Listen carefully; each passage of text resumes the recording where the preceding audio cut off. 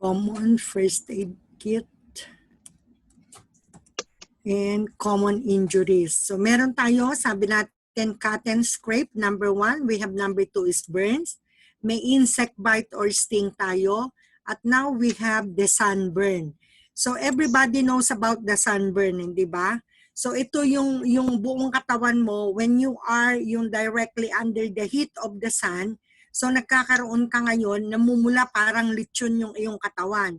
So nagiging, sabi nga, if you feel dizzy, you feel weak, sick to your stomach, or spiking a high fever kasi mainit yung katawan mo dito eh. And if the burn is severe, meron kang blister form within 48 hours and covering significant portion of your body. So pagka meron lahat ng ito, better go to emergency room. But kung hindi naman masyadong malala yung inyong sunburn, so what you can do is, yung cold na, either na yung cold na compress or yung ice, pwede nyong i-apply ninyo dun sa inyong buong katawan. So kung hindi naman, meron kayo yung moisturizing na mga lotion, po pwede din doon. If your only symptoms are discomfort and redness, apply cold compress and aloe vera lotion and take some ibuprofen. Yung kasing ibuprofen, yung brufen, mas malakas na yun sa Panadol. Kasi dito sa sunburn, napakasakit nito eh. Did anybody of you na experience nyo na magkaroon ng sunburn? So napaka-worst nito pag talagang yung worst na naafektahan kayo. Because I remember when we went to Dagupan ba yun sa Pangasinan, talaga namang buong pamilya kami, hindi kami makatulog because yung nung dumating kami sa bahay, parang yung nilitsyon yung katawan na you cannot even yung katawan mo sa yung bed, yung mga linens, yung iyong bed, mahirap kang mahiga or something kasi didikit yung katawan mo, mahapdi. So the same thing ito, most common injury ito or most common na experience natin ito. So if we have like this, yung redness, maglagay lang tayo ng ice, but even kung kahit na maglagay ng ice for the first aid measure, talagang mahapdi yun, masakit. So together with, lagyan nyo ng aloe vera lotion kasi malamig yun, and take some ibuprofen. Or mag-take kayo ng walang brufen, mag-take kayo ng Panadol. So avoid creams with petroleum, which can cause infection, or anything ending with cane. Alam mo yun, lidocaine, ano pa ba yun? Yung mga anything na ending ng yung creams mo na may cane. Okay? So when not administered by a professional, these drugs may be dangerous. So iwasan natin yun. So better, ang gawin natin pagka may sunburn tayo, so better na lang mag-apply tayo ng ice o yung cold compress, tapos lagyan natin ng aloe vera to soothing yung para malamigan yung ating skin, and take some ibuprofen, or if not, Panadol is enough dun sa first aid measure natin. Another common injury is nosebleed. Sino sa atin ang hindi naka-experience ng nosebleed? Ito yung lalo na pagka summer, marami sa atin yung lalo na yung elementary, so marami sa atin yung nagkaka-nosebleed, right? So ito, ang gagawin natin pagka may nosebleed, so anong gagawin natin? Sit upright, paupuin mo na nakaupo, and don't tilt your head back. Usually kaugalian, sasabihin sa atin, itaas mo yung noo mo. No, it is wrong. So kailangan mo lang maupo, and yung level lang, the same as your level. Maupo ka ng your seat upright. Huwag mong don't tilt your head back. Huwag kang tutungo na ganon, okay? So malulunod mo yung mga dugo na nagbi-bleed yung ilong mo eh.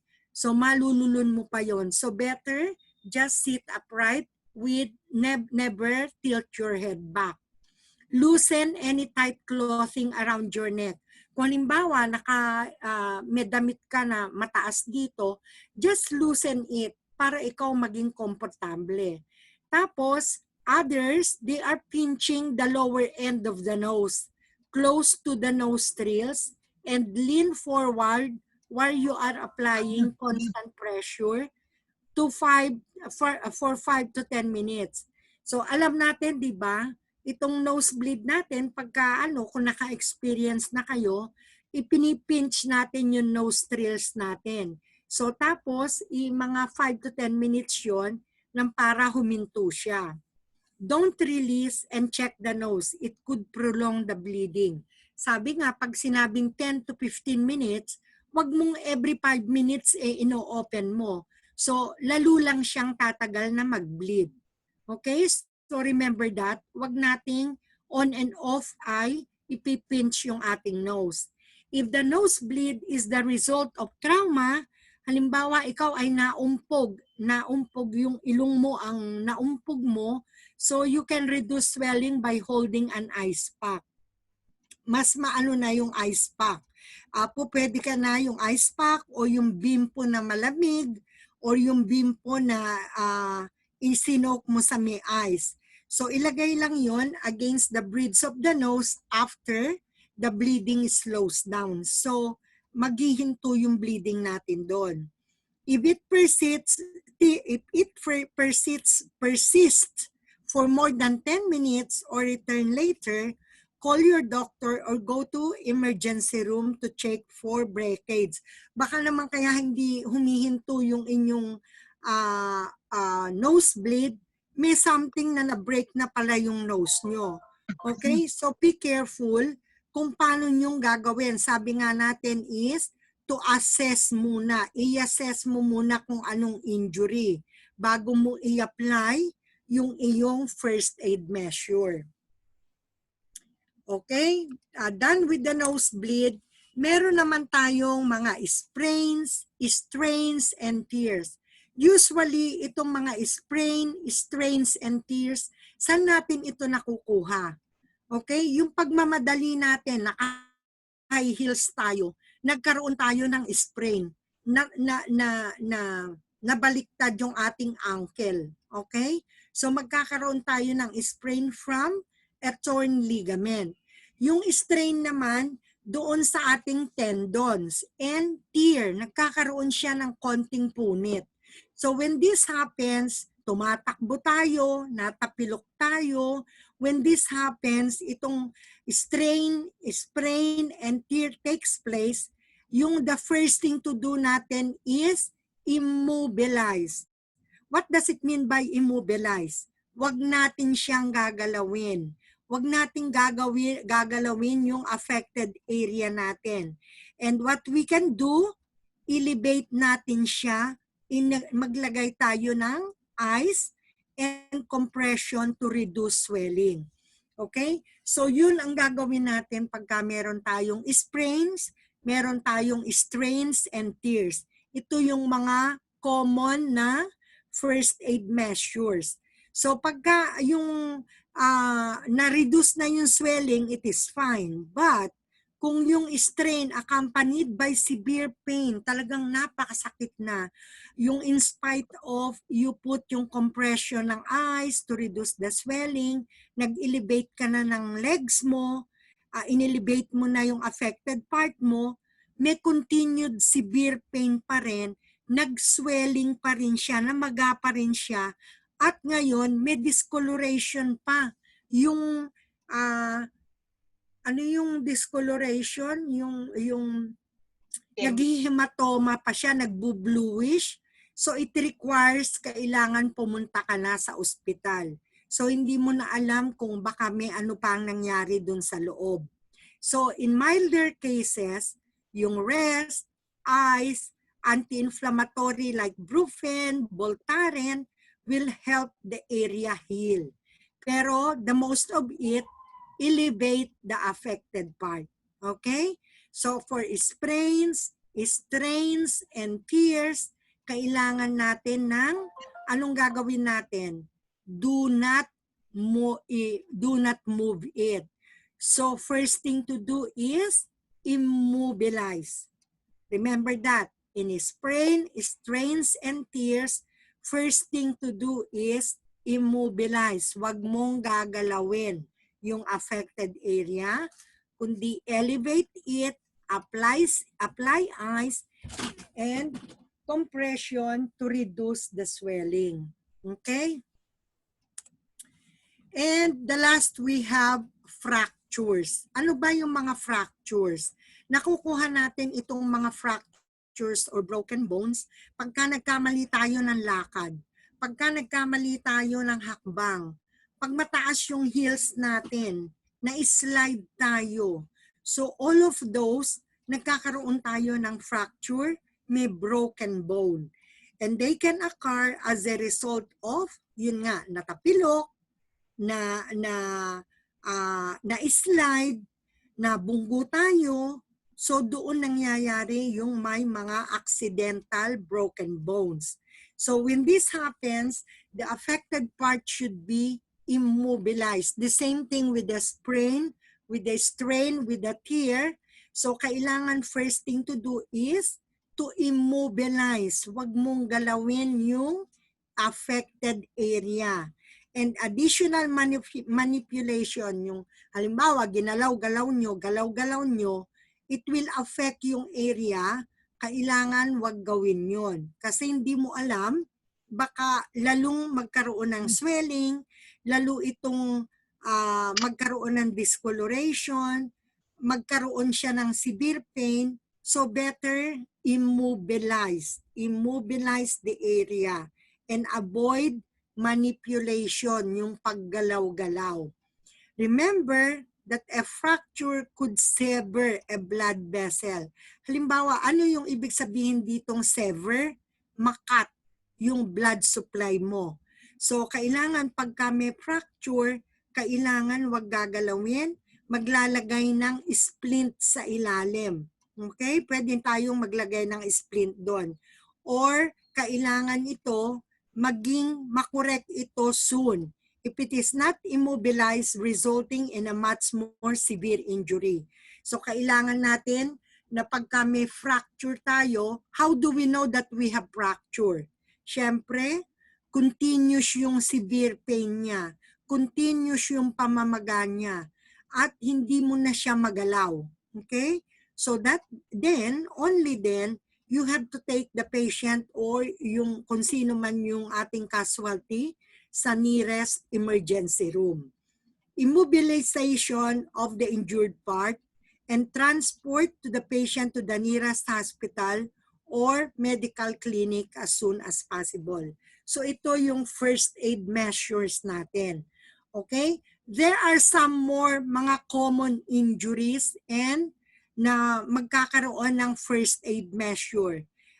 Meron pa ba kayong alam aside from this?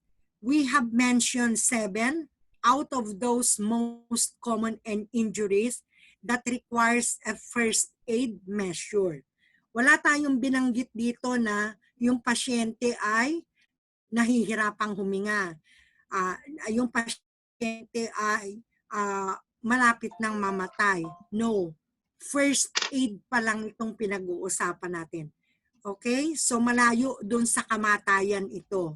So first aid, we as first aider, we will be able to help dun sa mga ganitong pagkakataon. First aider tayo, certified tayo na pwede tayong gumawa nitong mga first aid measures na to. Okay? So, anything more na meron pa kayong mga common injuries or common na first aid measure na dapat nating i-apply? So far, as based doon sa mga references na mga nabasa ko, especially dito sa OSHAD, ito yung mga the most common. 7? Yes. 7 ito. Okay? So, meron pa ba kayong alam dun sa napag-research ninyo? You have done the research. You have done the reading.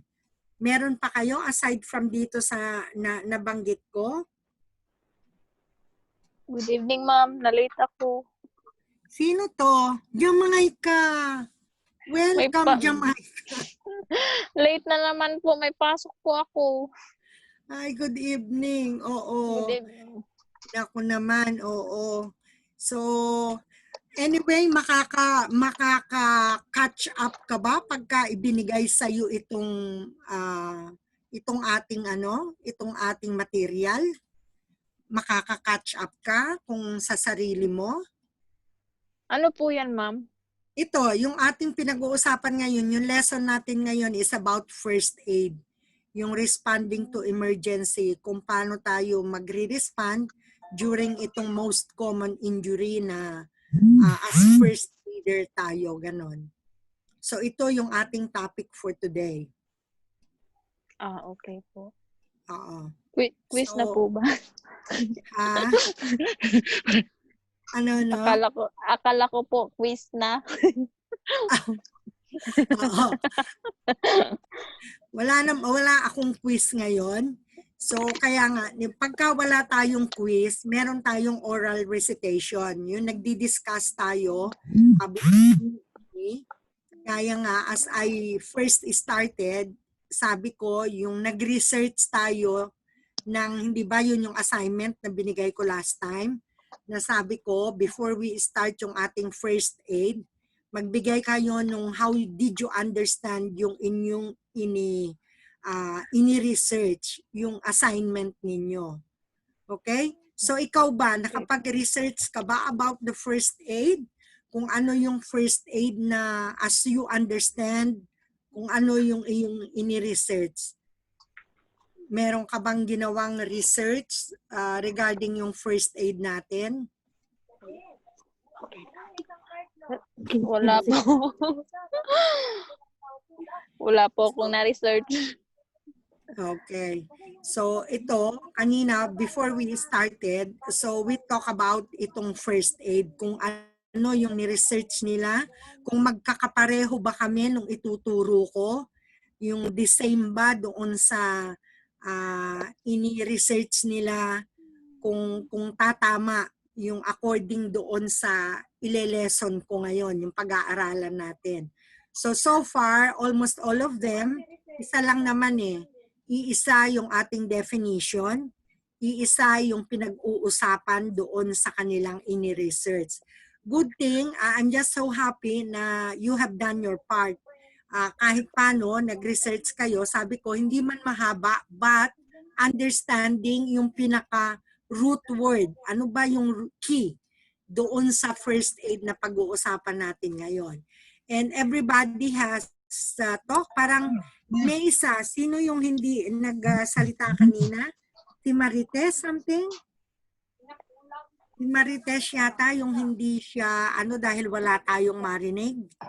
Parang ganun. Si Marites, right? Okay. So, dun sa oral recitation na ginawa natin.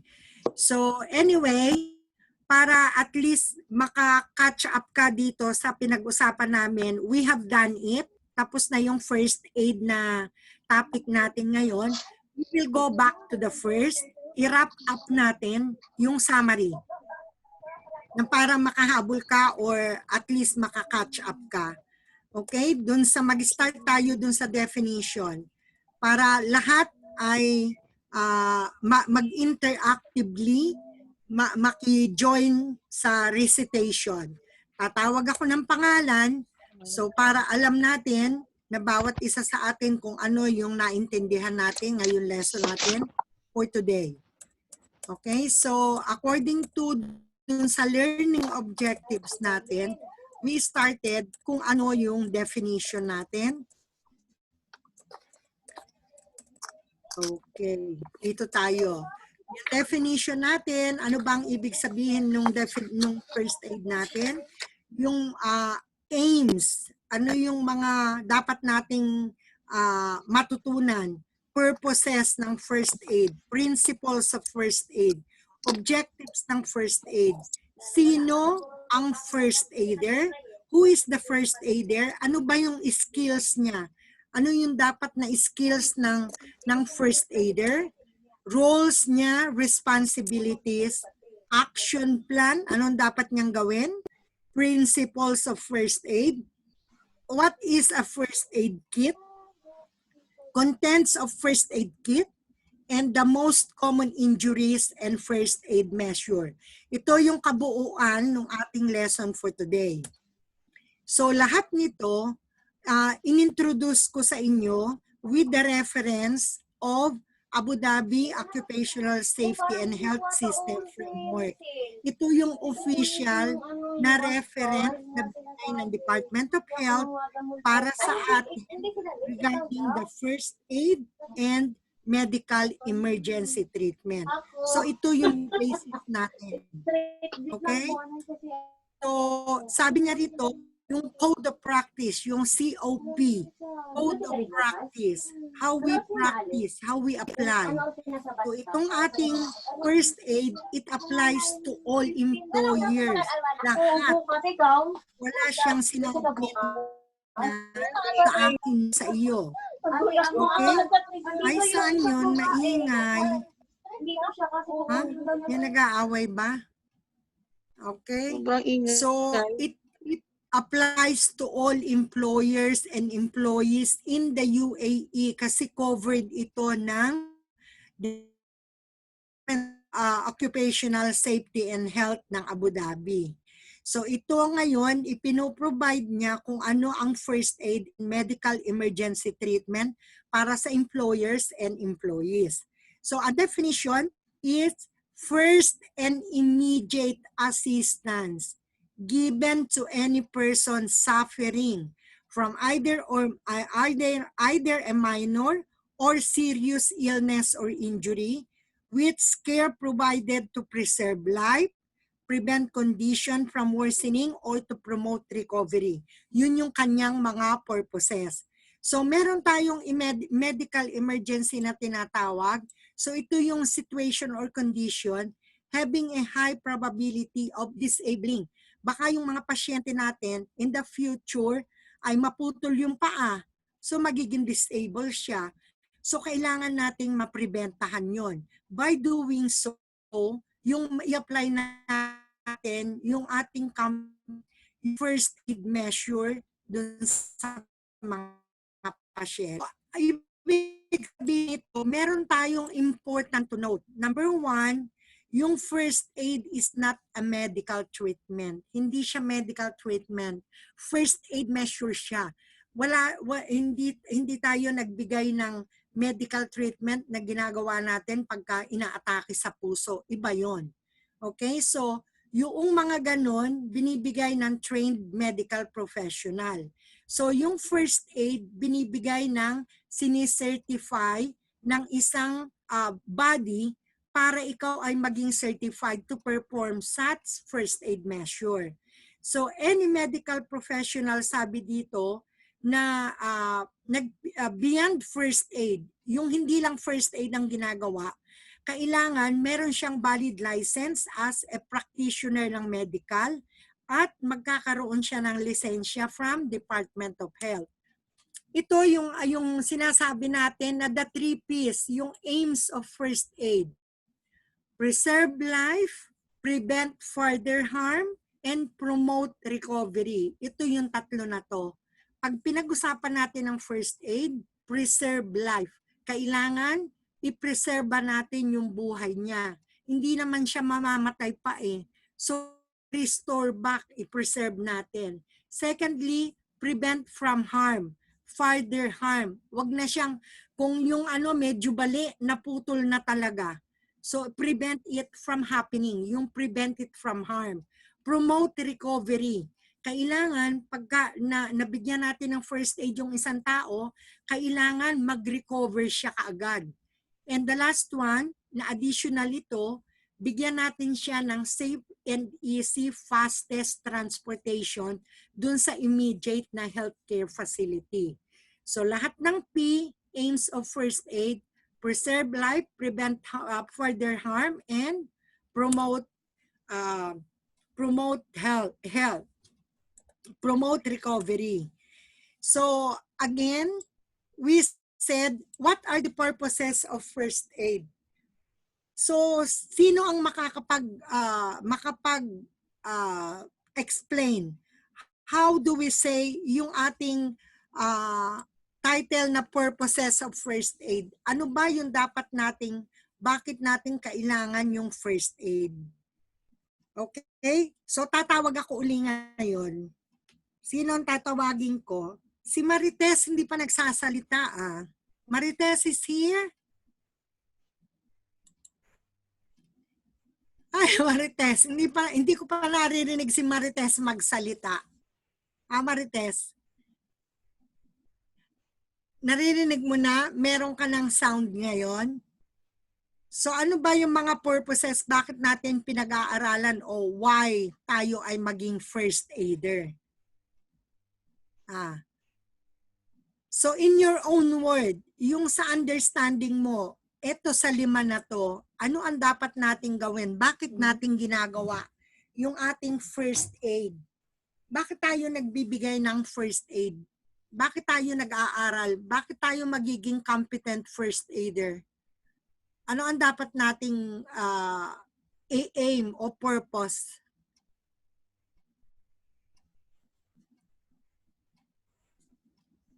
Ha, Marites?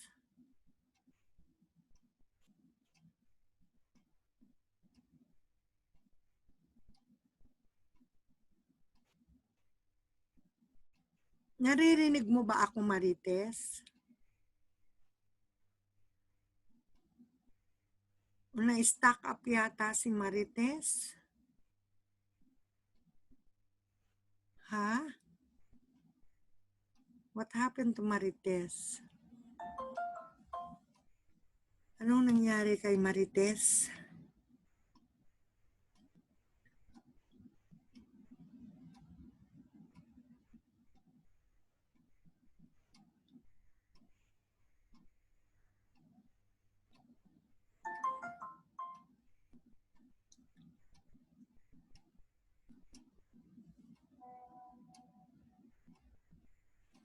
O pero hindi mo kami narinig? Ha, Marites, hindi mo kami narinig?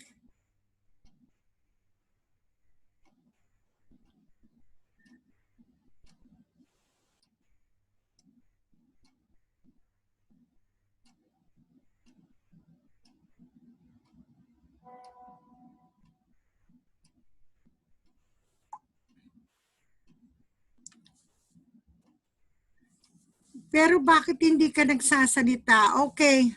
Eden, help us, Eden. Ma'am, yes. Help. Help to answer the question, ma'am. Marites? Ayan, nasa harapan nyo ha. Hinihingi ko lang yung help ninyo how to, in your own understanding, bakit may purpose natin yung first aid? Ano ang, as first aider, ano ang dapat mong ma-aim? Minimize injury, ma'am. Yeah, okay. For to sustain life, prevent from suffering, to minimize injury, and promote safe and fast recovery. Okay. So,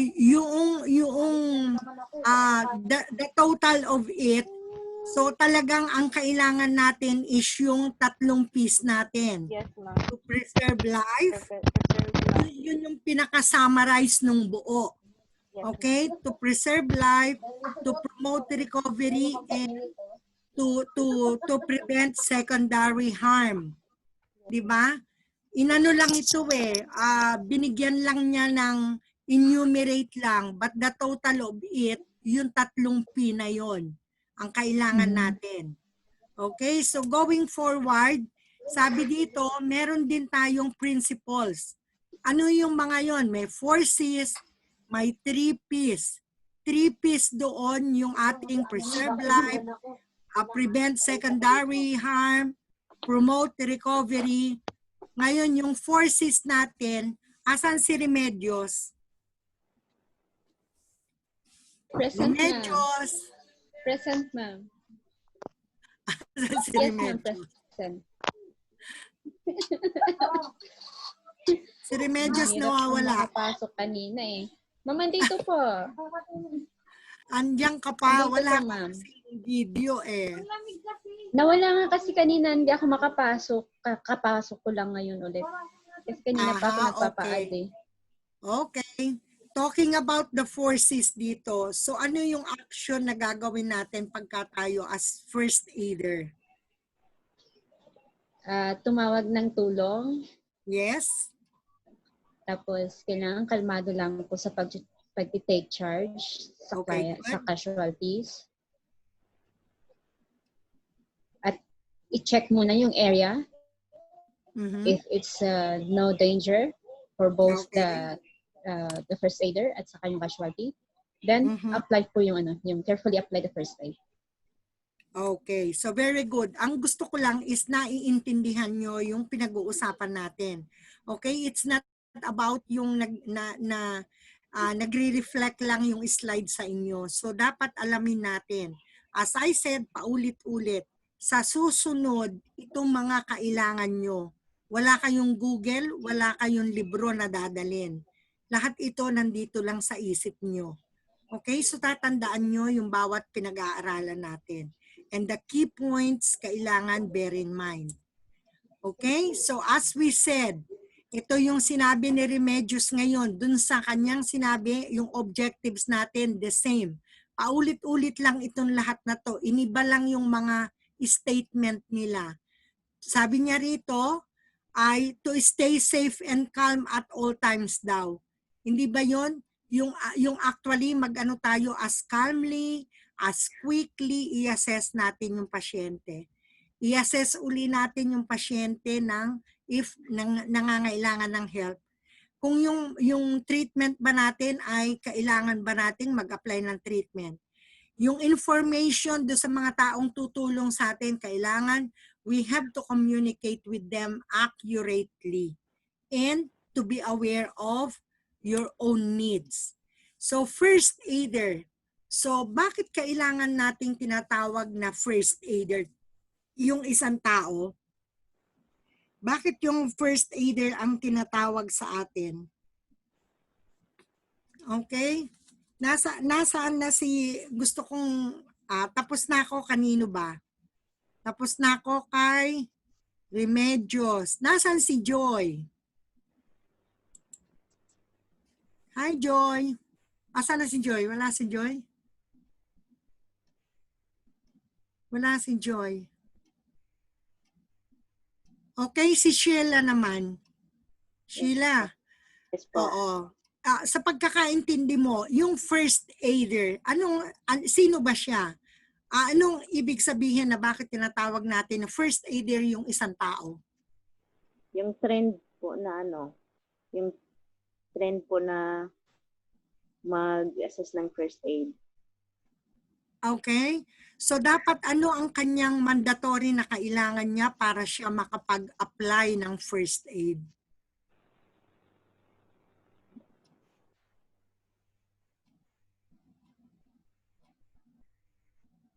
Ano yung kinakailangang mandatory requirement niya na kailangan yon para siya ay makapag-apply, yung maka-help out dun sa mga first aid. Kasi sabi rito, hindi ka pwedeng mag-first aid kung wala kang Certification first po. aid training certificate.